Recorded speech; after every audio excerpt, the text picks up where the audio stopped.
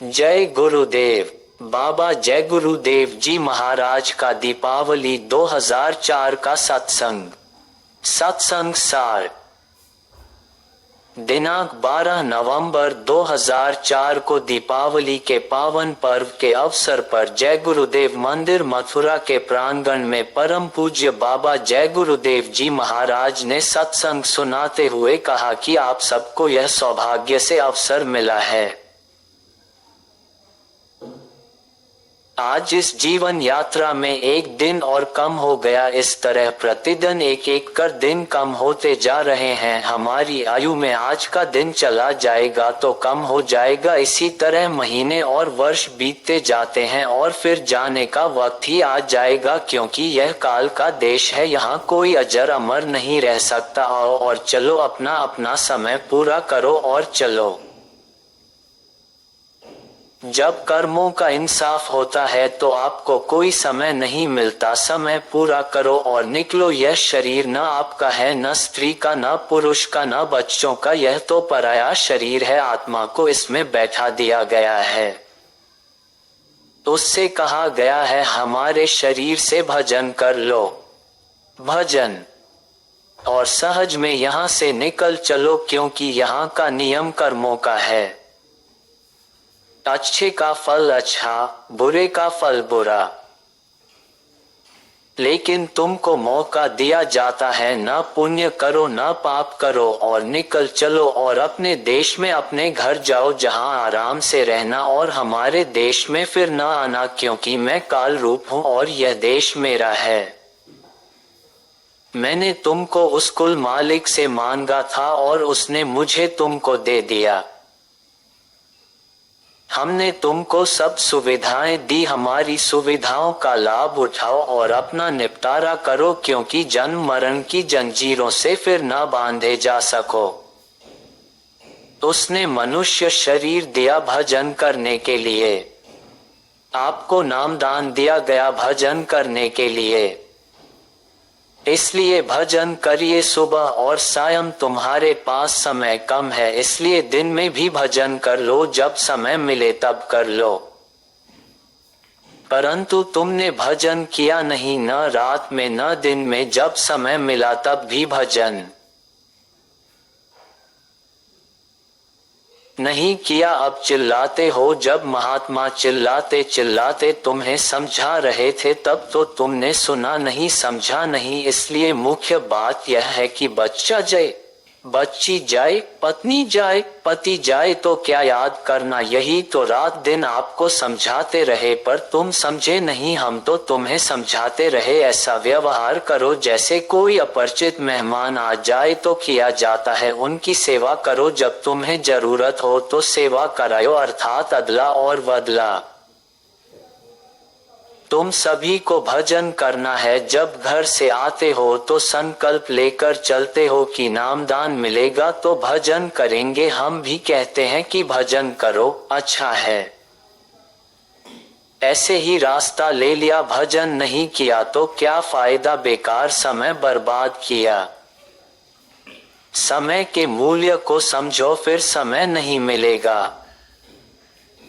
इसलिए ऐसी तड़प हो कि हम आज ही नहीं अभी से भजन करेंगे, तभी तड़प में लगन से काम बनेगा। अगर सुस्त रहे तो तुम तो जाए और खाए वाले आदमी हो, 84 में घूमते रहोगे।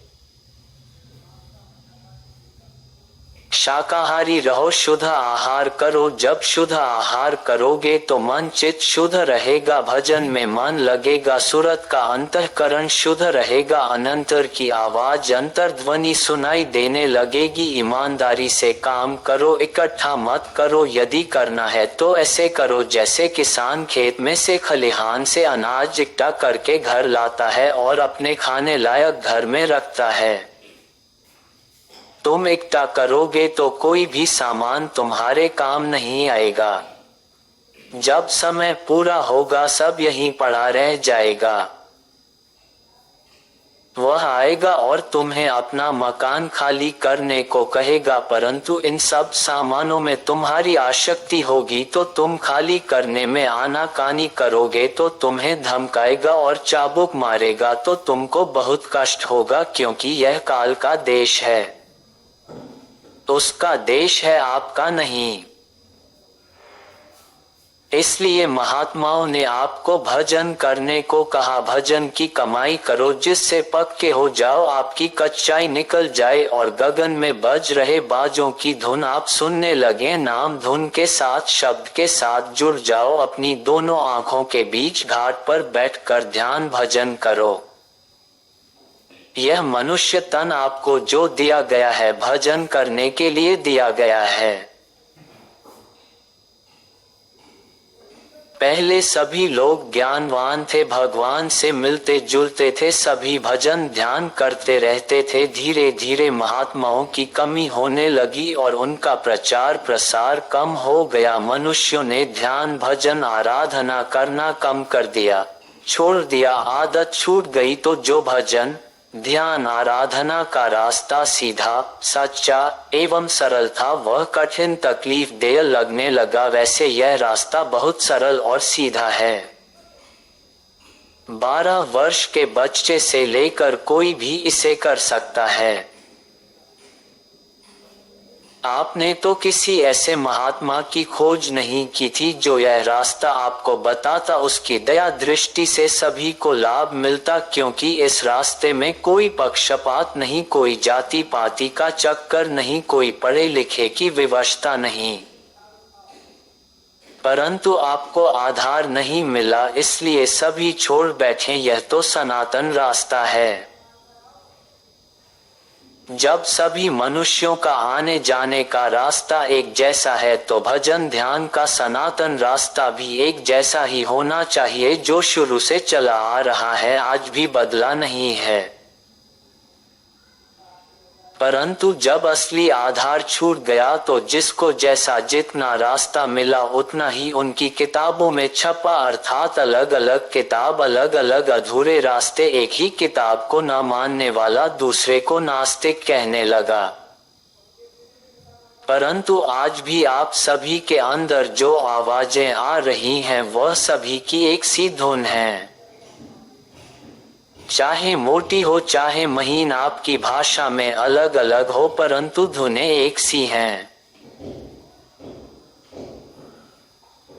आपको घर बार छोड़ने की जरूरत नहीं है, जैसे भी है ईमानदारी से भजन ध्यान करो। पर अपना काम, खेती, दुकान, व्यापार जो भी करते हो ईमानदारी से करो, समय पूरा होने वाला है। हमारे गुरु महाराज ने भी कहा था कि हम बुरे हो गए हैं, अब हमारे पास समय नहीं है, हम तुम्हें यह चीज देते हैं। बांट देना में भी उनकी अमानत को बांटता रहा, बांटते बांटते कब समय पूरा हो गया पता नहीं चला। यहाँ जो आया है उसे जाना है। अमर की लेखनी किसी को नहीं है, किसी का पट्टा नहीं लिखा हुआ है, हमें भी जाना है। इसलिए कहता हूँ भजन कर लो, समय रहते भजन कर लो। पता नहीं वह कब इस शरीर को बदल देगा, किस में बंद करेगा, उसका काम देना और बदलना ही है। इसलिए यह मनुष्य तन भजन करने को मिला है। इस कार्तिक मास में अच्छी तरह भजन होता है। गुरु चेला का मिलन, सूरत शब्द का मिलन भी अच्छी तरह से होता है। गुरु गुरु ही रहता है, चेला चेला ही। आपका अंतःकरण साफ रहेगा तो आपकी आंखें खुलेंगी, शब्द सुनाई देगा। गुरु की बातें मानोगे तो मालिक को प्राप्त कर लोगे। लेकिन गुरु का नाम भेदी होना चाहिए, जो ऊपर आता जाता हो, उसका रास्ता देखा हो, जो आपको भी ले जा सके। गुरु की पूंजी जो बिसरे नहीं और घट का ताला छिन में खुल जाए। गुरु के बताए मार्ग पर चलोगे, ध्यान भजन सुमिरन करोगे, नागा नहीं करोगे तो उस सब के मालिक को प्राप्त कर लोगे। आपके शरीर में 5 नीचे और 5 ऊपर कंबल है।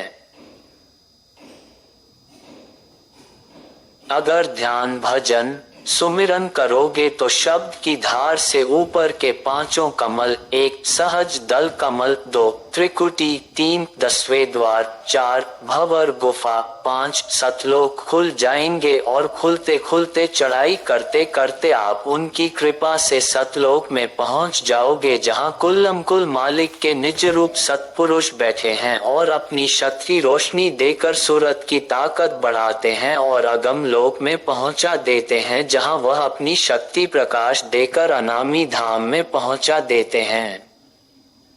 जय गुरुदेव।